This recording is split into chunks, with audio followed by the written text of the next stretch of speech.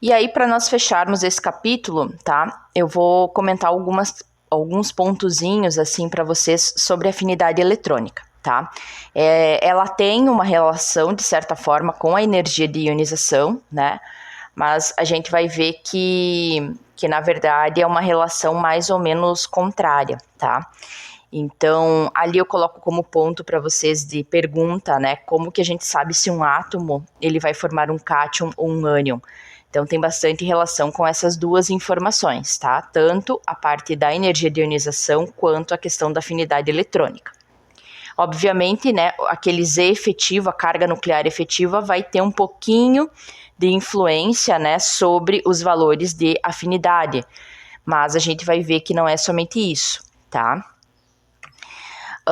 Então, para responder o primeiro ponto, né, será que o átomo ele vai formar um cátion ou um ânion? É possível eu saber isso? Basicamente sim, tá? Então, quando um determinado átomo ele tem uma baixa energia de ionização, como a gente viu, né, a probabilidade dele formar um cátion é bastante grande. Por quê? Porque é muito fácil de eu remover, por exemplo, um elétron desses caras que têm baixa energia de ionização, certo? Então, é muito provável que eu forme um cátion. E quando que eu formo um ânion? Bom, eu preciso de duas coisas. Primeiro, que o cara tenha uma alta energia de ionização, ou seja, que ele queira, né, ficar com os seus elétrons ali, né, que ele tenha o maior controle da sua eletrosfera, tá? Esse é o primeiro ponto para formar um ânion. Mas não somente isso. Então, o segundo ponto para mim formar um ânion é essa questão da afinidade eletrônica. Né? Ou seja, aquele determinado átomo, né, ele tem que querer como se fosse receber mais elétrons. Então, a afinidade eletrônica é isso, né?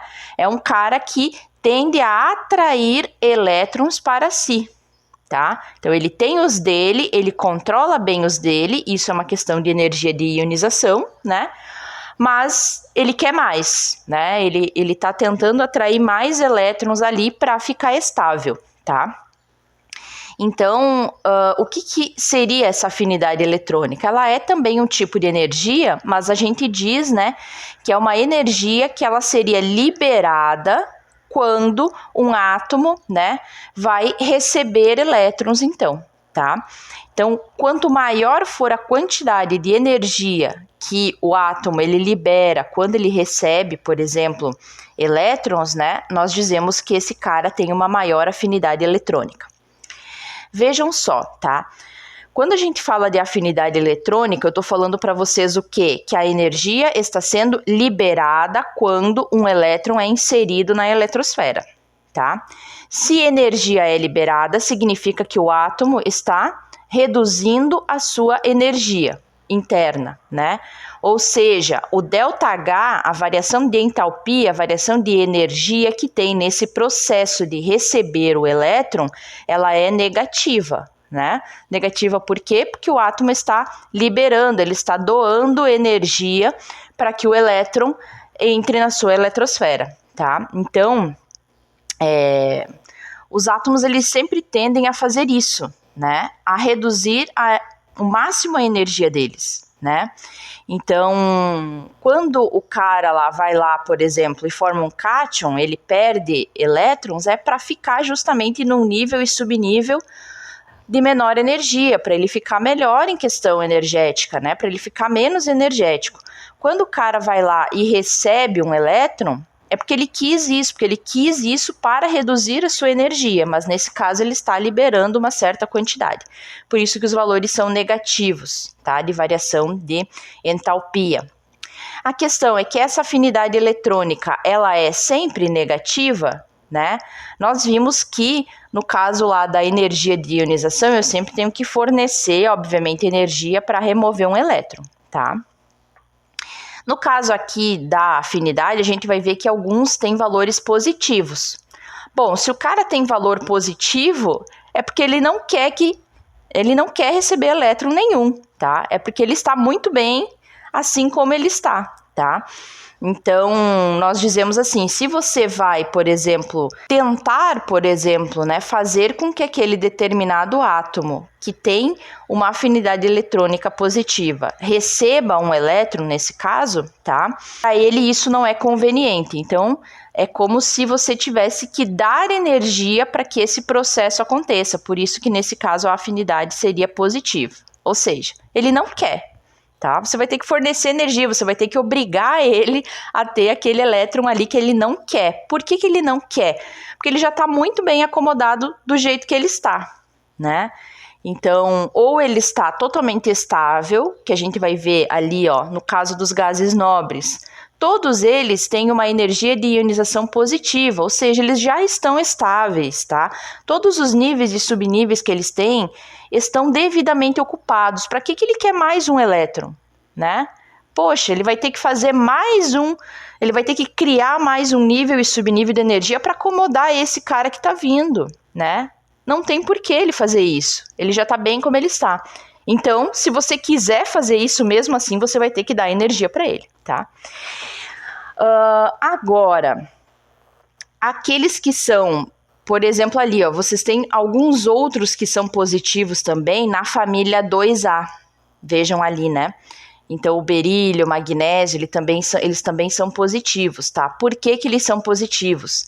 Quando vocês fazem a distribuição, né, vocês vão ver que eles param exatamente, né, no caso, por exemplo, 1s, 2s2, né, enfim.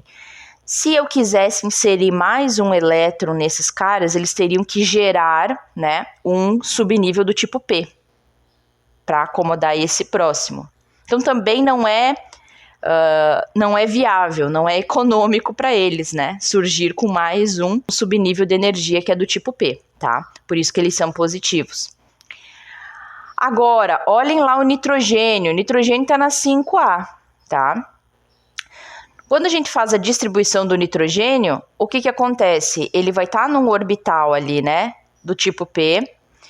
Tipo P tem 3 caixinhas, né, 3 regiões, e cada uma das regiões vai ter um elétron.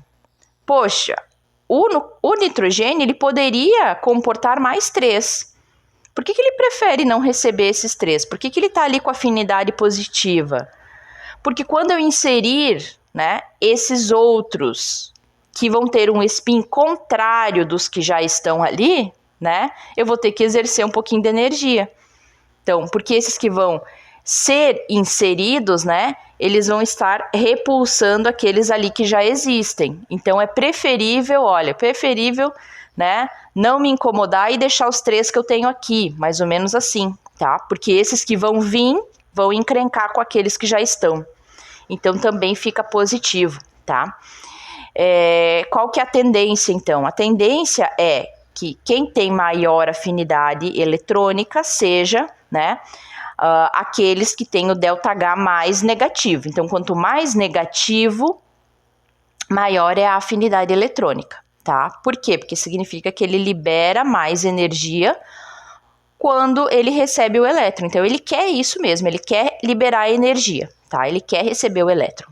Isso é afinidade eletrônica. Quem que tem mais afinidade? Família 7A, tá? Então, a família 7A, pensem só, eles precisam somente de um elétronzinho para ficar estáveis. Eles estão loucos por elétrons, tá? Vocês têm que pensar assim, eles têm muita afinidade eletrônica. Então, se um elétron estiver dando bobeira por ali, eles vão querer captar esse elétron aí para ficarem estáveis. É muito conveniente para eles, né? Liberar, no caso, essa quantidade de energia aí e ficar com o cerne de um gás nobre, tá? Quando a gente vem para 6A, também é muito viável, né? Então, eles precisam só de 2 para ficar estáveis, tá? Isso de modo geral, né? Então, se eles receberem somente esses 2, tá? É muito bom para eles, porque aí eles só liberam um pouquinho de excesso de energia e também já ficam estáveis, tá? Quando a gente vai lá para 5, aí a 5 tem essa questão que eu digo dos orbitais semi-preenchidos. Todos os orbitais P estão semi-preenchidos, né? Significa que quando eu vou querer inserir, por mais que eles queiram, né, alguns, tá? Vai ter uma briga ali com aqueles que já estão, tá? Então, às vezes, energeticamente, isso não é conveniente. Em resumo, é isso. Quanto mais negativo, maior é a afinidade eletrônica. Quem que tem mais afinidade eletrônica? Os não metais, tá? Então, os não metais, eles sempre vão ter essa tendência de receber elétrons, tá? Ou seja, formar ânions. Quem que não quer elétrons? Os metais. Os metais nunca querem elétrons. O que eles querem fazer? Eles querem perder elétrons para ficarem mais estáveis. Ou seja, os metais, eles sempre vão formar cátions, tá? Eles sempre vão perder, ok? Porque eles têm uma baixa energia de ionização e também não tem muita afinidade eletrônica, né? Então, eles não estão querendo muito mesmo elétrons, certo? Então, ali eu coloco, né, o Z efetivo contribui para a afinidade eletrônica? Sim, quando a gente está num período, né? Então, vejam, aqueles mais, por exemplo, ali à direita da tabela periódica são aqueles que têm maior Z efetivo, né, maior carga nuclear. Então, se eu tenho uma maior carga nuclear, eu tenho essa tendência já de atrair, né, esse núcleo ele já está atraindo os seus próprios elétrons e fica mais fácil para ele atrair outros que estão fora dele, tá? Mas, como eu disse para vocês, não é somente o Z efetivo. Eu vou ter que olhar os orbitais, aquela questão do, né, se está totalmente preenchido, se tem algum semi-preenchido, tá? Quando todos estão semi-preenchidos, né, o átomo já não vai querer muito, né, que é o caso ali do nitrogênio, por exemplo. Se eu tenho ali o gás nobre, por mais que os gases nobres tenham o maior Z efetivo lá de todos, eles não querem mais elétrons, tá? Por quê? Porque eles já estão totalmente acomodados, já estão com todos os seus níveis e subníveis completos, eles não querem inserir mais elétrons. Então, a gente tem que ter esse cuidado também. O Z efetivo influencia, sim, mas vai depender do preenchimento dos orbitais também. E qual que é a importância, então, da afinidade eletrônica? Bom, quando a gente vai definir o tipo de ligação química que nós temos entre dois átomos, tá? Vocês vão ver que a gente precisa tanto da informação da energia de ionização quanto da afinidade eletrônica, né? Para um cara, por exemplo, formar um cátion, a gente viu, ele tem que ter baixa energia de ionização e preferencialmente baixa afinidade eletrônica, né? Se ele vai formar um ânion, ele tem que ter alta energia de ionização e alta afinidade eletrônica, tá? Isso define muito, que a gente vai ver isso no próximo capítulo, como é que eu faço para definir se uma ligação é do tipo iônica ou do tipo covalente? Eu vou utilizar essas duas informações, tá? Tanto da energia de ionização quanto da afinidade eletrônica. Então, é extremamente relevante nessa questão das ligações químicas, o que justifica, por exemplo, né, que tipo de ligação eu tenho, se é mais fácil eu formar um cátion ou um ânion, tá? Então, é bastante importante essa questão da afinidade. Legal? Então, próximo capítulo, a gente vai falar sobre os tipos de ligações químicas que nós temos, né? Então, agora a gente já vai começar a fazer moléculas, beleza? Até lá!